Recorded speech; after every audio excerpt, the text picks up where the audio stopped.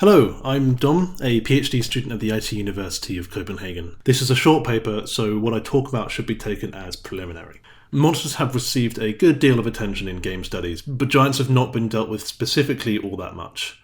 So I hope here to begin some conversations on the particular ways in which games deal with this particular kind of being that lies somewhere between human and monster.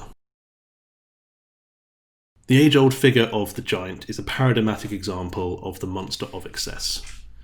This manifests at a physical level. Giants look human, but bigger, but also more broadly in their traits, behaviours and actions that can be considered desirable and human, but are taken to a monstrous excess. Donna Oswald uses the example of Grendel in Beowulf, whose grotesque consumption at Heorot takes the celebrated action of feasting to a horrifying excess. So for Oswald, the giant is that which man both abjects and desires. His physical excess is both gross and aspirational. He is the self that man longs to be, the ultimate patriarch, and the perfect vision of masculinity and unity that he wants to achieve. The giant's body is the more complete self to which the human man never can measure up. Giants in this way can be seen as a powerful embodiment of monstrous excess, which shows the need to limit what is desirable in our culture and exposes the line between human and monster that is maintained by fragile cultural and societal norms. So in this paper, I look at how the giants in the Dark Souls series are constituted in the game's systems. Work by scholars like Jaroslav Felch demonstrate that while video game monsters of course draw greatly from a range of literary, aesthetic, visual and cinematographic vocabularies in their construction, these elements cannot tell the whole story. There is more going on that is particular to games. So here I'm interested in how the game's systems, procedures, mechanics and interfaces render excesses and create and demarcate the giant. But just before I look specifically at that question, it's important to outline the context of giants in the Dark Souls lore and game world, so we can establish how the game integrates with that mechanically. And in that sense, Dark Souls is a game world with excess and giants at its very centre.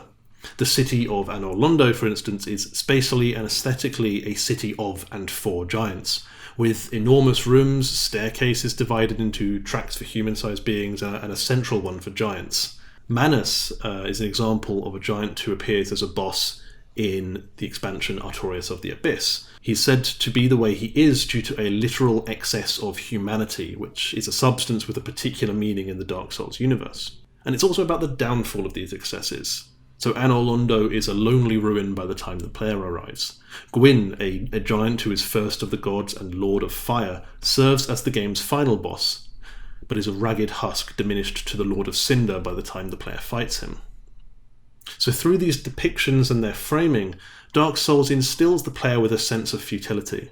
The grandest cities reduced to shadowy ruin, the most powerful beings in the game world reduced to pathetic husks devoid of purpose. And so the giants in these games, who represent many of the game's bosses, are emblematic of this fall from grace, embodying at once the game's themes of futility, hopelessness, and inadequacy.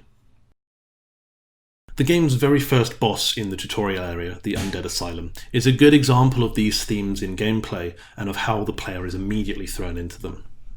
So for new players unfamiliar with this area of the game, the most direct and obvious route to the first boss leads the player there equipped only with a straight sword hilt, an exceptionally weak weapon. Due to this, and to the small size of the room compared with the towering demon, and so a distinct lack of maneuverability, this is an encounter designed for failure in the first instance. And so it teaches the new player of Dark Souls that bosses are intentionally difficult and that death is inevitable. But it also teaches them that through perseverance, alternative tactics can often be discovered. So by dodging one or two of the boss's attacks and slipping into a small corridor down the side, the player will then find a proper sword and shield. Further down the path, they will emerge onto a balcony overlooking the hall with the demon in it, and they're able to perform a plunging attack, dealing massive damage to the boss. Now, this encounter being so early on is formative for the player of Dark Souls, establishing right from the outset a central loop. The player encounters a new enemy and is quickly and easily killed by it, engendering feelings of inadequacy. But then, with some experimentation and persistence, the player eventually builds their knowledge of the boss and hones their skill sufficiently to defeat them. This loop embodies some of what Daniel Valla talks about as a mastery-mystery spiral in the game, a constant pursuit of mastery over the mystery of the game's mechanics and cosmos. So in following the game's theme of inadequacy, it's fitting that the giant bosses dwarf the player character.